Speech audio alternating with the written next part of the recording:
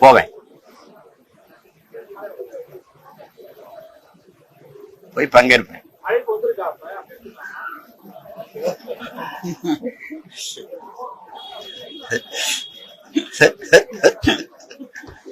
என்ன பிரச்சனை?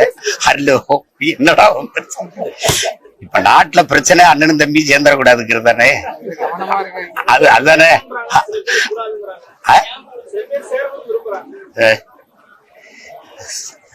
சேரணும்னு விரும்புறாங்களா?